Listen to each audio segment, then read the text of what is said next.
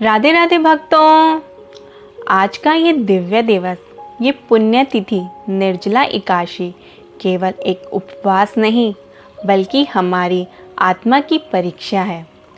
ये एक दिन है जब मनुष्य स्वयं को जल तक से वंचित कर केवल प्रभु श्री हरि के चरणों में चला जाता है। इसी दिन व्रती बिना जल के उपवास करते हैं, इसलिए इसे निर्जला कहा जाता है। निर्जला एकादशी, जिसे भीम एकादशी भी कहा जाता है, वर्ष के सभी 24 एकादशियों का सार है। यह ज्येष्ठ महीने की शुक्ल पक्ष की एकादशी को आती है। निर्जला एकादशी पूरी तरह से भगवान विष्णु की पूजा के लिए समर्पित है और इसे सबसे पवित्र दिनों में से एक माना जाता है। एक तपस्मय दिन, एक आध्यात्मिक युद्ध का क्षण, जहाँ भक्त अपने इंद्रियों पर नियंत्रण रखता है और प्रभु से कृपा की याचना करता है। निर्जला एकादशी की कथा कुछ इस प्रकार है।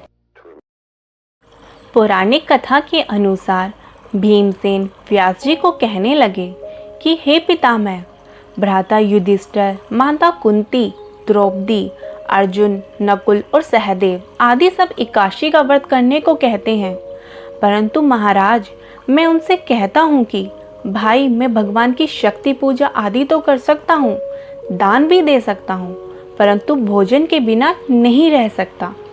इस पर व्यास जी कहने लगे कि हे भीमसेन, यदि तुम नरक को बुरा और स्वर्ग को अच्छा समझते हो तो प्रति मास की दोनों एकादशियों को अन्न मत खाया करो। भीम कहने लगे कि हे पितामह, मैं तो पहले ही कह चुका हूँ कि मैं भूख सहन नहीं कर सकता।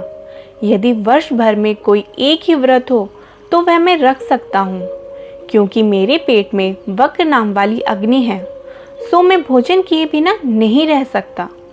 भोजन करने से वह शांत रहती है, इसलिए पूरा उपवास तो क्या, एक समय भी बिना भोजन किए रहना कठिन है। अतः आप मुझे कोई ऐसा व्रत बताइए जो वर्ष में केवल एक बार ही करना पड़े और मुझे स्वर्ग की प्राप्ति हो जाए। श्री व्यास जी कहने लगे कि हे पुत्र, बड़े बड़े ऋषियों ने बहुत शास्त्र आदि बनाए हैं, जिनसे बिना धन के थोड़े परिश्रम में ही स्वर्ग की प्राप्ति हो सकती है। इसी प्रकार शास्त्रों में दोनों पक्षों की एकादशी का व्रत मुक्ति के लिए रखा जाता है। व्यास जी के वचन सुनकर भीमसेन नरक में जाने के नाम से भयभीत हो गए और कांप कर कहने लगे कि अब क्या करूं? मास में 2 व्रत तो मैं कर नहीं सकता।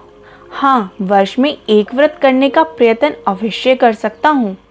अतः वर्ष में एक दिन व्रत करने से यदि मेरी मुक्ति हो जाए तो ऐसा कोई व्रत बताइए।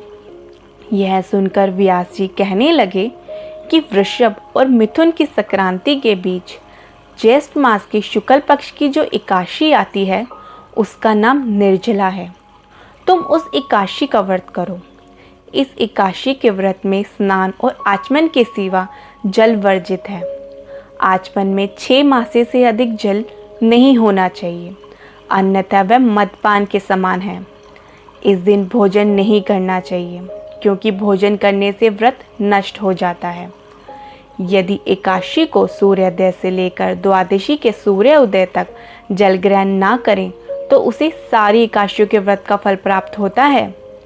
द्वादशी को सूर्योदय से पहले उठकर स्नान आदि करके ब्राह्मणों का दान आदि देना चाहिए।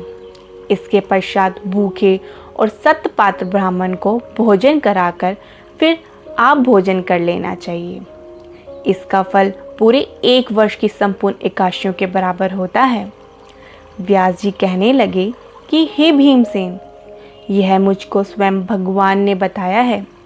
इस एकादशी का पुण्य समस्त तीर्थों और दानों से अधिक है। केवल एक दिन मनुष्य निर्जल रहने से पापों से मुक्त हो जाता है। जो मनुष्य निर्जला एकादशी का व्रत करते हैं, उनकी मृत्यु के समय यमदूत आकर नहीं घेरते, वरना भगवान के पार्षद उसे पुष्पक विमान में बिठाकर स्वर्ग को ले जाते हैं। अतः संसार में सबसे श्रेष्ठ निर्जला एकादशी का व्रत है। इसलिए यत्न के साथ इस व्रत को करना चाहिए। उस दिन ओम नमो भगवते वासुदेवाय मंत्र का उच्चारण करना चाहिए और गोदान करनी चाहिए। इस प्रकार व्यास जी की आज्ञा अनुसार भीमसेन ने इस व्रत को किया। इसलिए इस एकादशी को भीमसेनी या पांडव एकादशी भी कहते हैं। निर्जला व्रत करने से पूर्व भगवान से प्रार्थना करें कि हे भगवान, आज मैं निर्जला व्रत करता हूँ, दूसरे दिन भोजन करूँगा। मैं इस व्रत को श्रद्धा पूर्वक करूँगा, अतः आपकी कृपा से मेरे सब पाप नष्ट हो जाएं।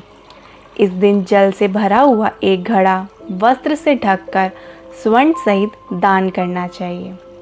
जो मनुष्य इस व्रत को करते हैं उनको करोड़ पल सोने के दान का फल मिलता है, और जो इस दिन यज्ञादि करते हैं उनका फल तो वर्णन ही नहीं किया जा सकता। इस एकादशी के व्रत से मनुष्य विष्णु लोक को प्राप्त होते हैं। जो मनुष्य इस दिन अन्न खाते हैं वे चंडाल के समान हैं, वे अंत में नरक में जाते हैं।